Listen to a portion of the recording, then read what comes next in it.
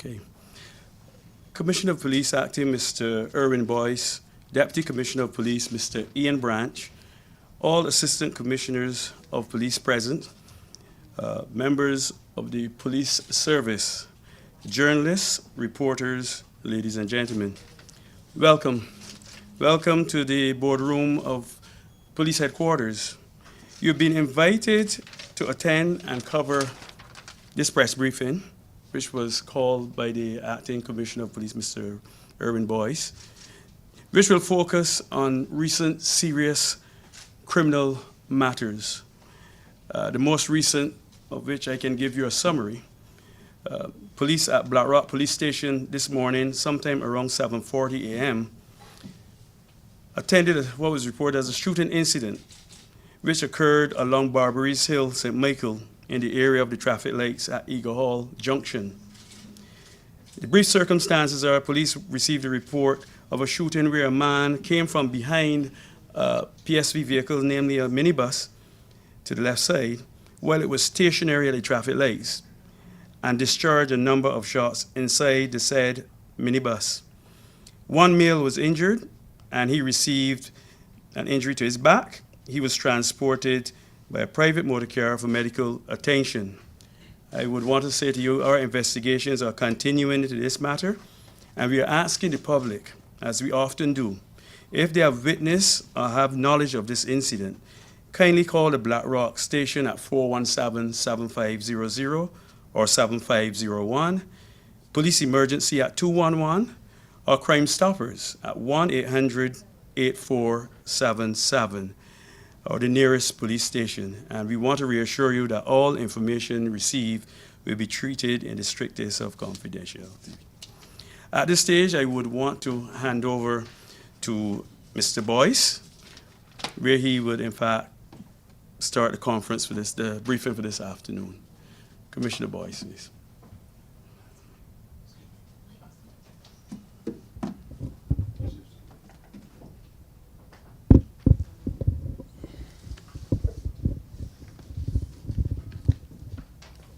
Thank you very much, Mr. Innes. I want to say I join with you in welcoming the members of the press to this particular press conference. I want to reiterate good evening, and I thank you, members of the press, for coming at such a short notice. The senior officers and I, and by extension the members of the Barbados Police Service, acknowledges that it is absolutely important that we speak to you, members of the press, and indeed Barbados, regarding what we consider to be matters that require our immediate attention and your engagement. We know that we have had a briefing at the beginning of the month, and we spoke to a number of troubling areas as we started out on our police agenda for the month of November, the youth season, and inclusive the tourism season.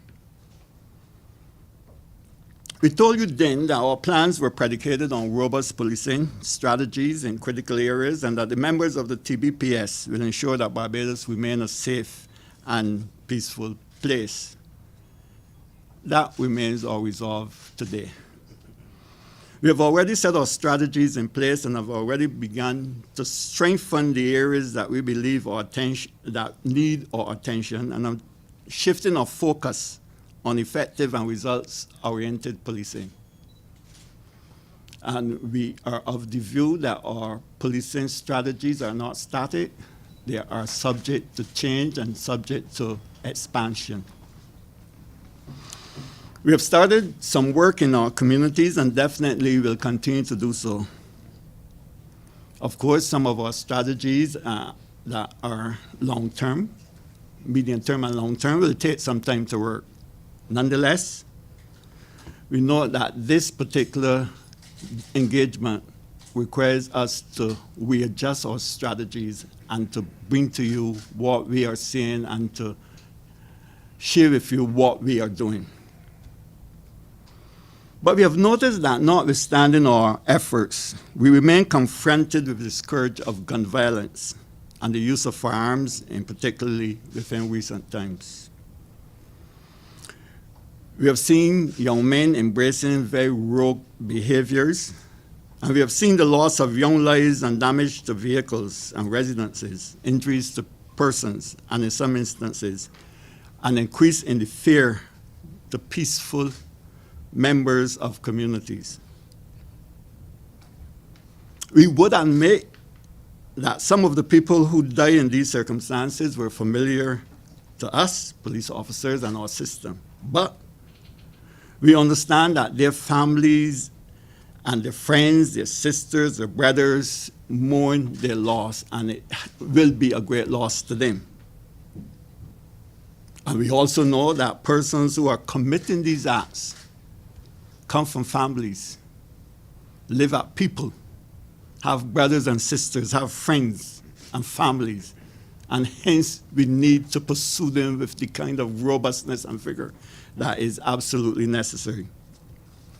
As I said, we have seen senseless killings, and this is coupled with a growing disrespect for law and order, and certainly that is not what I understand Barbados is all about, and that does not represent the majority of Barbadians as far as I know. We have seen targeted fatal shootings and access to illicit firearms, which in my mind is unprecedented at this time. This is not our culture, this is not our society. And we believe that there are no bad boys out there. We believe that as far as we are concerned, that if you break the law, you face the system. Let me say that the Barbados Police Service will not tolerate any behavior and will bring the strongest arm to end or eliminate the use of firearms and violence in our society. We are purposefully resolved to bring this to an end, and I speak for every member of the Barbados Police Force, Police Service. Violence is not part of our society and will never be. The Achilles heels approach will ensure that there will be zero tolerance to gun and gun-related matters.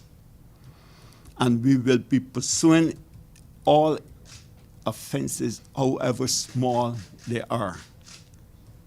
We want you to rest assured that we are targeting the criminal activity with vigor and relentlessly and at every level, and working in communities with those affected by the scourge of violence and unscrupulous behavior. We know that it is certainly not part of us to wake up almost daily and to hear on news items that there was another shooting, or read in a newspaper that there was another shooting in a community. That is not what we are about. That is not what we are accustomed to. It is not part of us to accept that there are gangs, people who have their own way of doing things, and the use of illicit firearms and serious organized crime and controlled drugs have, to some extent, now seem to have taken on a new complexion and has become part of the new culture in Barbados, or the new subculture in Barbados. Let me reiterate that Barbados Police Service will not tolerate any form of this wicked problem, and will use every partnership, every relationship, every collaboration to ensure that our people enjoy their freedom. I believe, too, that given our history and our resolve to be law-abiding society, our indefatigable resource will have the full support of the people. I believe that strongly. I urge that you continue to share with us, members of the public, your concerns. Share with us your information and support, and remember that there is a mantra that we normally recite at these conferences. If you see something, say something. If you don't know somebody in the system, or if you don't want to call a number, there's always the commissioner's office, there's always the deputies, there are always the ACs, the assistant commissioners.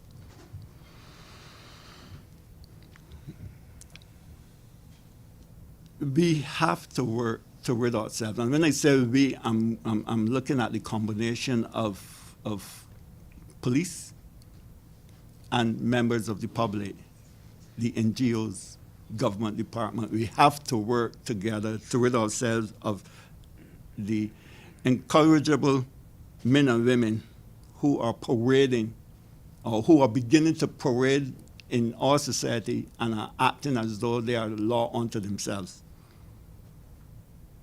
Our approach is a whole police approach. That is, we are committed as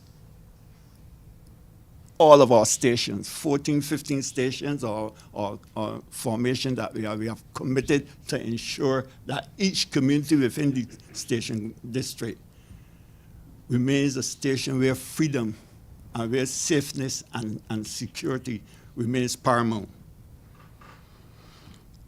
Because it's a whole policing approach, we purpose our traffic unit to intensify and mobilize their road policing activity. We realize that there's a mobility in criminal activity, so hence we are putting a lot of emphasis on our road policing strategies. And we will continue to accelerate those strategies on a daily basis. Our community engagement will continue. We look at our community engagement over the last couple of days and look to see where we can bring communities closer to us, or we take ourselves closer to communities to enable communities to remain safe.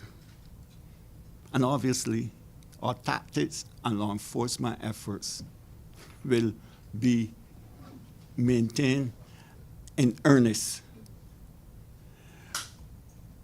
It is not for me to go into the details of our tactics and law enforcement strategies, but rest assured that they will remain in earnest and they will target those persons who are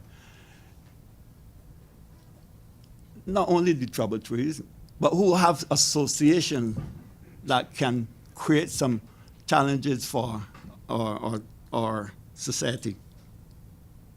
Prevention, suppression, and intervention are all part of the measures that we are using. And our frontline policing and our tactics will remain firm, and we will remain fair. Over the next 8-9 months or so, we will remain fair and we will remain firm. We will start out this scourge. And I want to reemphasize the fact that TBPS remains committed to ensure that there is a safe and free society, and that all the democratic events should not in any way be hampered by a few so not be hampered by a few ill-informed persons or incorrigible roles, if you want to call them that. Now, it's important that we reemphasize that we need the assistance of members of the public. There's no doubt about that. And admittedly, I would want to say that we have been getting some assistance from members of the public. But we need to have more assistance. One of the things that I've charged my assistant commissioner with is to solve those matters that are before us. Solve those matters that are before us as hastily as can be. Collect the evidence and make sure that we put persons before the court. I think this is one of the prevention and approach that we will be adopting as we go forward. At this point in time, I would want to engage any further questions on any of the issues. Yes, Commissioner, Colville Munzi from. Share this one,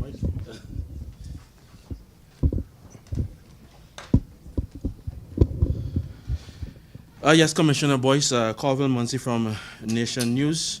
Now, part of your remarks that stood out to me very poignantly, and I quote, access to firearms at an unprecedented level. The first thing that comes to mind is how are we seeing a greater inflows of firearms into Barbados? Why is there greater access at this point?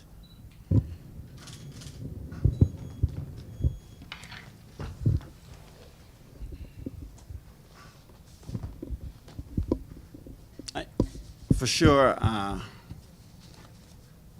Barbados is not manufacturers of firearms, first of all. And you would have recognized that in recent times we have had a significant fine at one of our ports of entry. And that is significant because you're not talking about one or two firearms, you're talking about 38 firearms at our port of entry. And we are not manufacturers of firearms. What we have found, though, is that notwithstanding the collaboration we have with our critical partners at port of entries, we are now beginning to see on our streets firearms that are not wanted guns.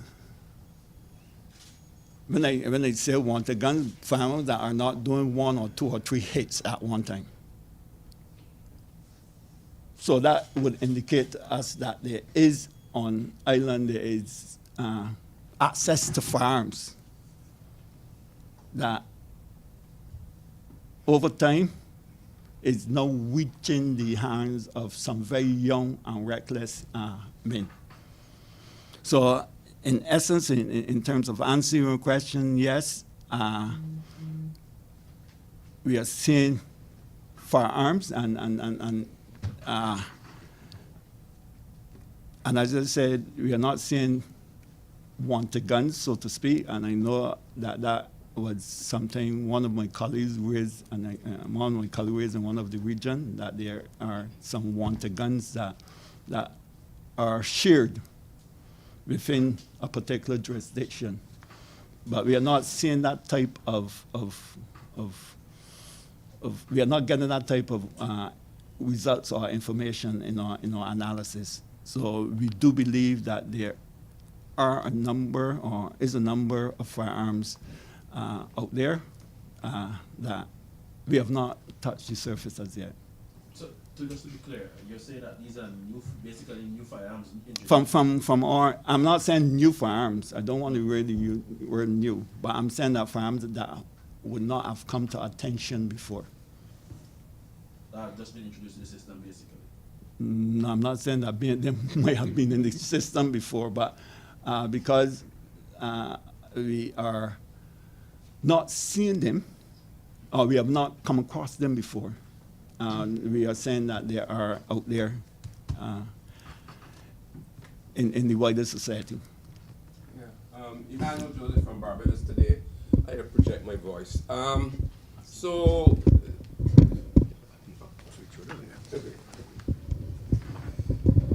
Sorry about that.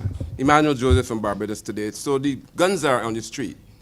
We accept that.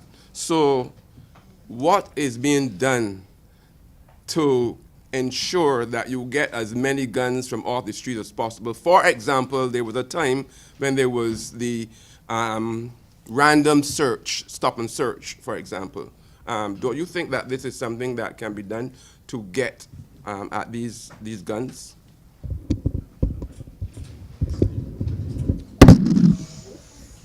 I would be one, Mr. Joseph, to admit that you have not been moving around a lot.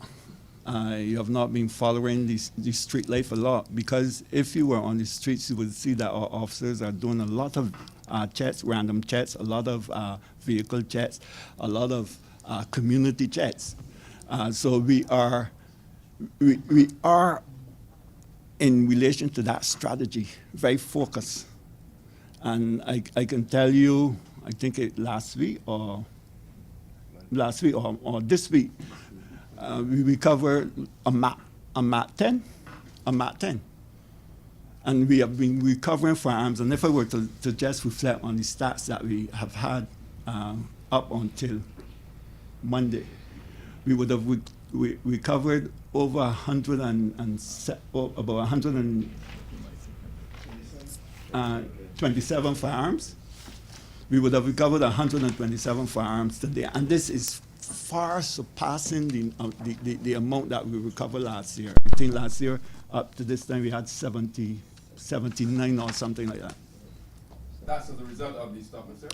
A result of concentrated effort, intelligence, stop and search, home warrants, and those other things. So just to get back at the ports of entry, because as we acknowledge, we don't manufacture weapons here. How significant a breakthrough are you making in terms of guns coming into Barbados through our legal ports of entry and the not legal ports of entry? We have really strengthened the relationship. We have really collaborated with our partners in the ports. And I know that the ports have undertaken some tremendous expansion in terms of their capacity to find contraband. And I would want to say too that there is that level of continuous relationship, intimate exchanges that allow us to work with our partners, encourage our partners to create the levels of vigilance, and to bring to our responses some degree of success. So we are working with our partners, and I assure you that the partners are on board with us.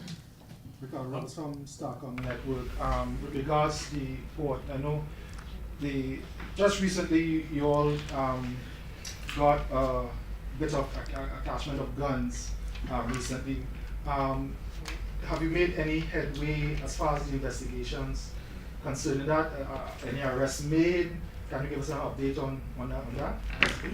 Well, what I can say that the investigation is very, very, very active, and it's not a narrow investigation. It's a very expansive one. And while we are working feverishly and continuously at all we have to work with partners in order to respond to the entire situation. So I'm saying that yes, the investigation is continue, and it will continue, and it is really embracing a number of partners. So at this point in time, it is very active, and I wouldn't want to go into any details as relating to it. Commissioner, I asked this question once before, and I think I got a roundabout answer. So I'm going to be very direct this time. Are we in a gang war, middle of a gang war at this point, given the brazen nature of the shootings that we are seeing? And I would probably ask you what you mean by gang war. Gangs warring against each other. What we are finding from our intelligence, what we are finding from our investigation, that there are individuals within blocks and groups, and if you want to call them gangs, that are responding to personal issues in some instances, and they have beef with, and they're targeting the person with whom they have the beef, and that's what we are finding.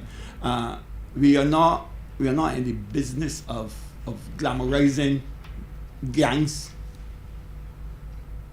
We are not in the business of glamorizing groups that are designed to upset the status quo in society. So that's why I would not say that there is a gang warfare. What I can say is that yes, there are people within the groups that we identify through our investigation, through our intelligence, that have particular targets. And some of those are not necessarily starting with targets in communities. You can start with targets from prison, from interaction in prison. And also, Commissioner, what's the solve rate? Because we've had quite a few gun-related shootings this year. What's the solve rate at this point? We're just under 60% of all the murders. We have 38 murders for the year so far, and 29 were committed or firearm enabled. And we have solved, in essence, about 18 or 19 matters. I don't have the exact, either 18 or 19 matters. So we're about 50% if we were to look at percentage as a minimum. Just following on from that, because last time Mr. Griffith would have given us 24 persons or accidentally 35 murders. Do you have updated numbers, sir? I did not work with the updated number, No problem. but I know for sure that we would have solved but that is not a gun-related matter. That is a matter on Welch's, the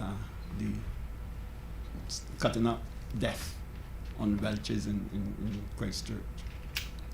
If the police, since the police are aware and they can identify these, you don't want to call them gangs for whatever reason, why aren't you breaking up these people? Why aren't you breaking up these lawless groups that are killing young men? Again, I would suggest that if you were to have a look in on what we do on a daily basis, you would see that we bring quite a few people into custody. We break up the groups. So I am not. There's no inaction as it relates to group infiltration. We are breaking up groups. With regards to the rumored, it is a rumor actually, shooting at the QH, was there any arrests made? Because the report on the ground was someone was coming to finish the job on one of a person. Was any arrest made concerning that incident? What you said in terms of the shooting at QH, that was not our information. That was not reported to us. That was unsubstantiated in every sense of the word. Obviously, the entire investigation extends beyond the QH. QH is the hospital where trauma care and E is. So therefore, you're going to get people who are shot coming to the QH, and it is. The whole episode is a bigger investigation, and that is being pursued with a degree of vigilance and a degree of diligence at this time. Oh, so you can't say no one was. No, I will not go into the intricacies of the investigation at this time. Do you maintain that the police still have this situation under control? Yes, I would be the first to say yes. We know what we're doing. And as we want to reassure people that we are on top of the situation as far as creating the strategies to create the platform for a safe Barbados. But that's not the perception on the street. That is certainly not the perception when you having people dying almost every day in recent weeks as a result of shootings. That does not perceive to be under control. What would you else, because you've been saying this for a while, what else can you say to convince people that it's under control?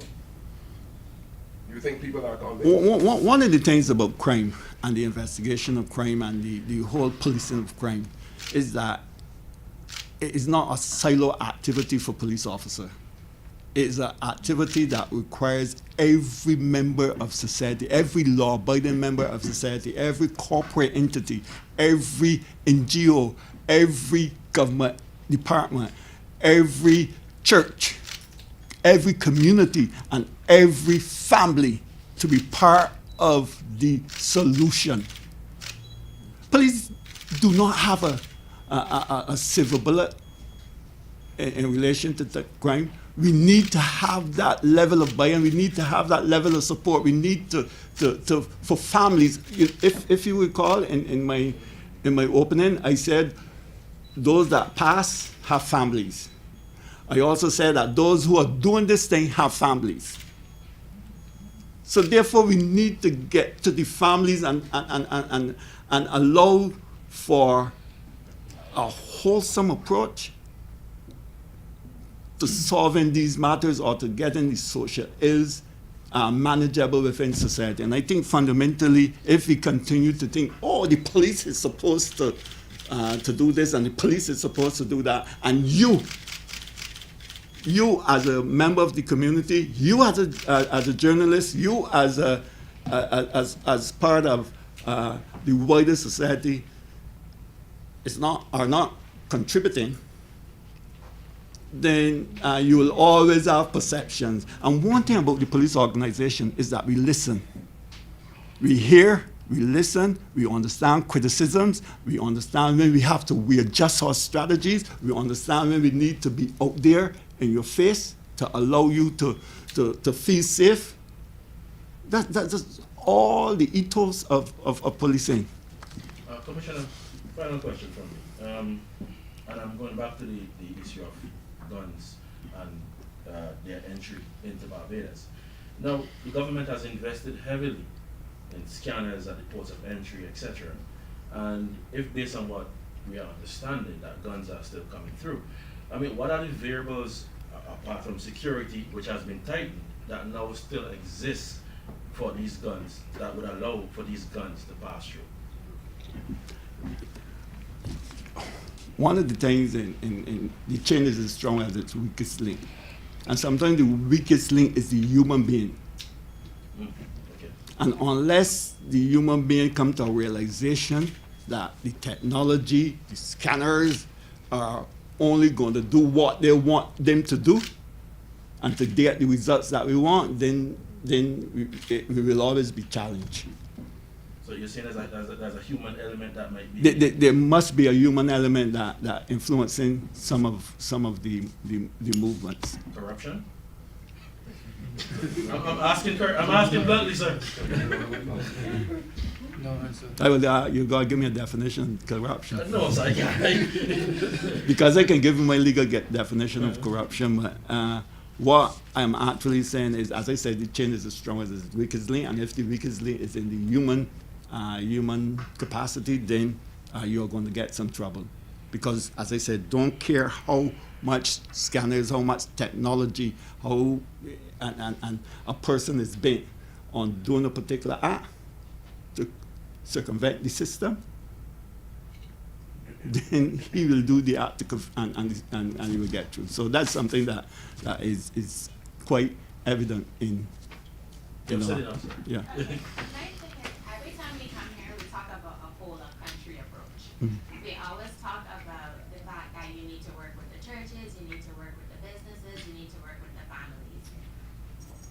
What is actually being done to do that? We know we had the outpost that was introduced into the ID, but what are the police actually doing to get into the churches and stuff? When we had the outbreak in St. Philip, I remember we had seminars on different Sundays in St. Philip.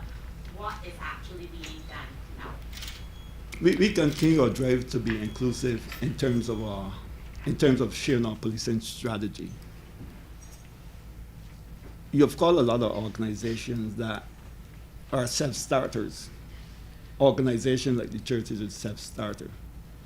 Organizations like some NGOs and organizations within communities are self-starters. So while we can facilitate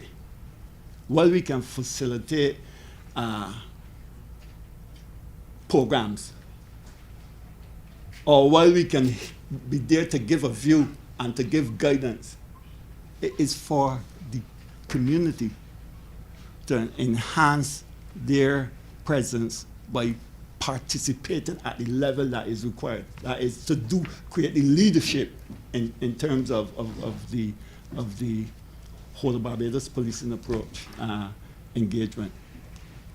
Okay, and what kind of results are you seeing from the outpost and the ID so far? Well, if you were to judge by the absence of crime, then it would have been very, very, very successful. If we were to judge by the engagement of the people, then we would have been, yes, over 50% because we are engaging. We are not only in the caravan, we are engaging. If you are to judge by the calmness in the environment, then yeah, there's some light at the end of the tunnel. If you had to put your finger on the biggest challenge in the way of the police is getting these crimes dealt with or resolved or prevented, what would you say that would be? The biggest challenge for, again, let me retract and say policing is predicated on intelligence, the collection of information, the support of members of the society. Any challenges that emerge as a result of the inability to get information, the inability to have society on our side or on the side of democracy, so to speak, then that, in my mind, would be the biggest challenge. For us, it is getting the information into the system and getting the information that produces the elements that are required for evidence, and that can in itself be a challenge. Would you factor in people in a school of thought that they're big boys, they're people who are untouchable? Is that factored into that process of challenge? Absolutely not. There's no untouchable person in Barbados. Again, you got to give me a definition for untouchableness, and perhaps tell me who you consider to be untouchable. There's no untouchable person in Barbados. We will, as a police organization, mandated, as a primary police organization, mandated to ensure safety and peace in society, will pursue any area of concern, illicit activity that we know and that is reported to us and that we can deal with effectively. Commissioner, I'm glad that you mentioned information. When we met 2 weeks ago, you mentioned that investigation was open as it relates to the leaking of sensitive information. Can you give an update on that investigation? The matter is still very active on the investigation. So again, I can't be detailed in giving you the update, but I know for sure because I've had a debrief on it as recent as last week on where we're at with that investigation, but it's very active. Obviously, with the leaking of such information, it does create somewhat of a distrust with the public and the Barbados Police Service. What can you say about that? Yeah, we recognize that the social media concerns, and we recognize the concerns of people generally, that particular set of information reached members of the public, and it was not supposed to be reaching the members of the public at that time in that form. It probably would reach the members of the public when the matter goes to court and is heard, but it was not that what we call a no press. It was a no press matter, in that it would not be available to members of the public. It would not be available to members of the press. So, yes, we do believe that has had some effect on how people understand levels of trust. But I want to emphasize that we have core values, and within the core values of the organization, trust is one of the core values. The issue of confidentiality is also one of our core values. And as rightly observed, that any movement away from the principles and the core values of the organization will result in serious action. Okay, I just have one final question. Just like how for election time and stuff, you would suspend vacations or anything like that for the police officers. now that we are to a place of the possibility of innocent bystanders being impacted by this gun crime, when we look at what would have happened after the My Lord's Hill incident, when we look at the bus incident this morning in Eagle Hall, are we moving towards this in terms of stepping up the policing? One thing I can say that I've had a meeting with the force in general, I think it was on the 1st of November, and it was to introduce our policing strategies to the wider force and to solicit their support to the extent that they want to give additional hours to the organization. And the feedback from the meeting and the feedback from the ACs and from the divisional heads is that we are reaching that level of capacity, we are reaching the level of support. And at this point in time, we have not considered that we are in a situation that we need to restrict leave, but we are in a situation where every hand on deck is an important hand. And I'm absolutely sure that that the men and women of the Barbados Police Service will commit themselves to giving Barbados the best police service for the next 6-8 weeks or so. Are you seeking outside help to strengthen the police arms in dealing with the crimes? I am thinking that you're speaking to internal outside help. Outside of Barbados? I am not. I'm not sure why we would want to do that at this point in time. Yeah, I don't know why we would want to do that, because we are quite capable of meeting the needs of the investigation. And certainly the investigation, while it may be calling for tenacity and purpose, is done, or the investigations are done by people who are really committed and know what they are doing and are trained to deliver the results. Okay, Commissioner, I think everyone has exhausted their question. You represented at least 6 or 7 media houses here. And Commissioner, sir, we want to thank you at this stage for obviously inviting us and hosting and answering the whole series of questions. And that would bring an end to our live press conference at this stage.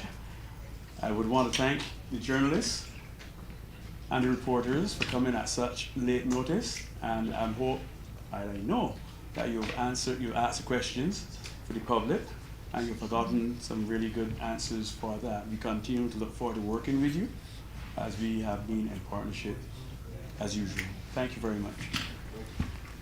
Thank you, sir.